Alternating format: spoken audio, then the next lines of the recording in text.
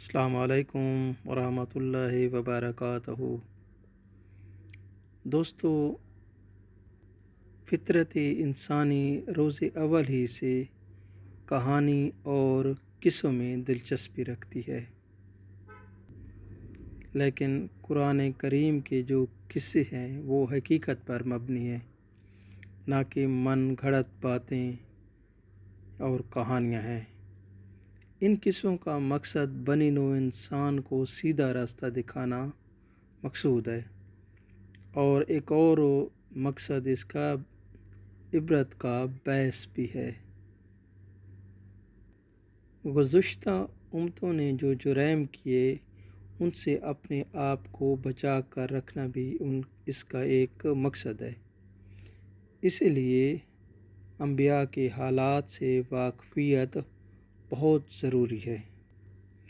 حضرت حابیل علیہ السلام کی وفات کے بعد حضرت آدم علیہ السلام اور حضرت بی بی حوا علیہ السلام بہت پشیمان رہتے تھے اور غمزدہ رہتے تھے۔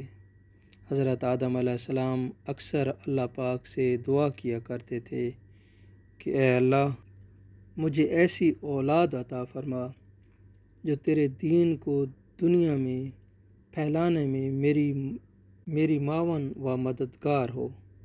چنانچہ حضرت جبرائیل علیہ السلام کے ذریعے اللہ پاک نے حضرت آدم علیہ السلام کو حضرت شیث علیہ السلام کی خوشخبری دی، اور تھوڑے عرصے کے بعد اللہ پاک نے ان کو حضرت شیث علیہ السلام عطا فرمایا۔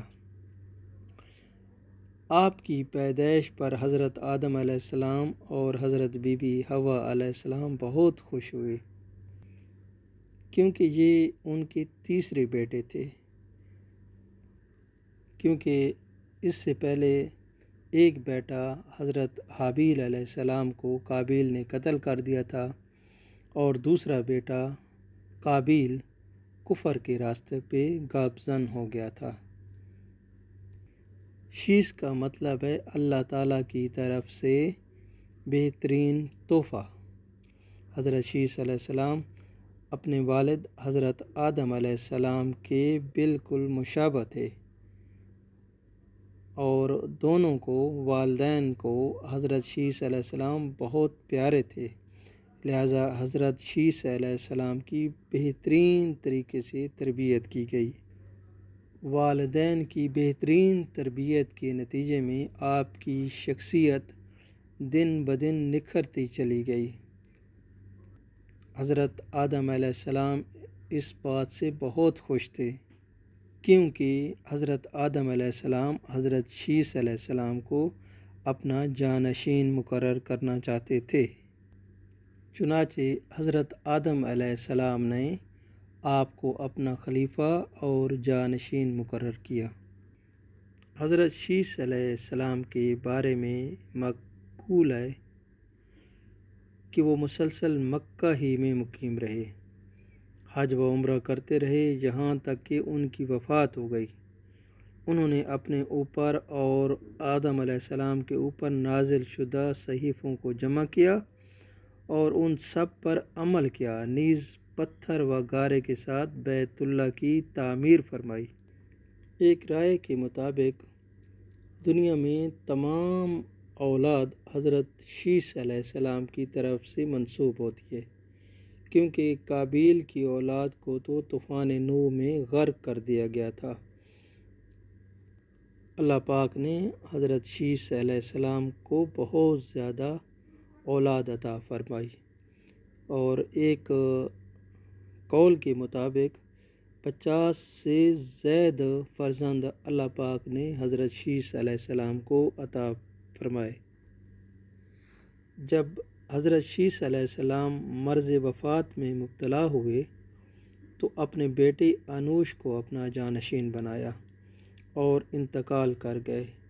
ان کی تدفین اپنے والدین کے ساتھ جبل ابی قیس کے غار میں ہوئی۔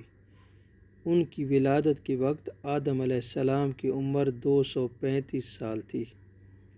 حضرت شیث علیہ السلام کی عمر 912 سال تھی۔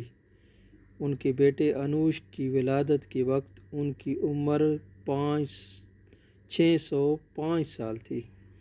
یہ تمام باتیں اہل توریت کے بیان کی بنیاد پر ہیں۔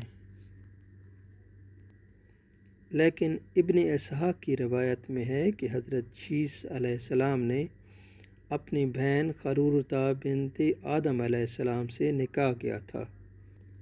اس سے ان کے ہاں حانش بن شیس اور نامہ بنت شیس پیدا ہوئے۔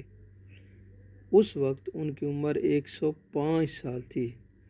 اس کے بعد وہ مزید 800 سال تک زندہ رہے، اور انوش اپنے باپ کی وفات کے بعد ان کی چھوڑی ہوئی حکومت اور رعیت کے انتظام و انصرام میں اپنے باپ ہی کے نقش قدم پر چلے اور اس میں کچھ تغیر و تبدل نہیں کیا۔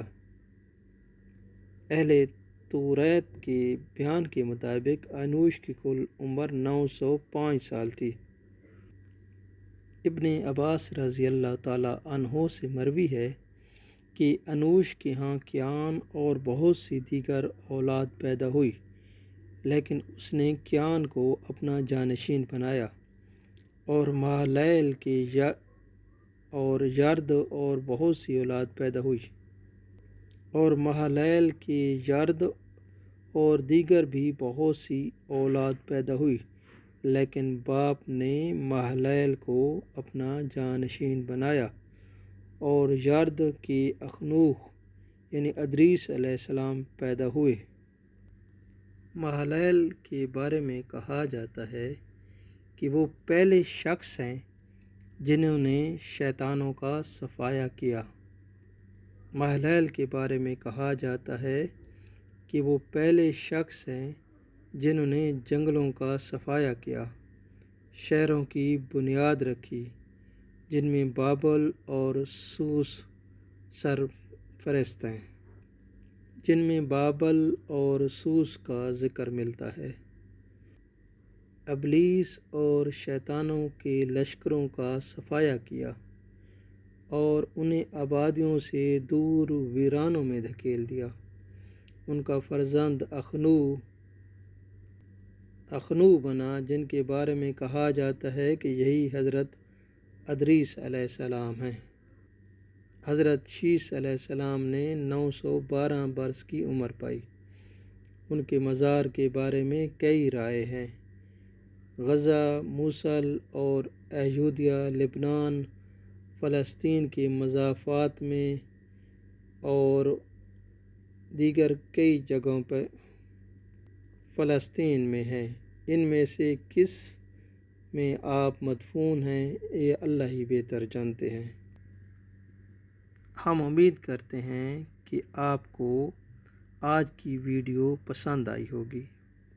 اگر پسند آئی ہے تو پلیز ویڈیو کو لائک کر دیں اور چینل کو سبسکرائب کر دیں تاکہ آئندہ بر وقت ہماری ویڈیو آپ کو ملتی رہے۔ شکریہ۔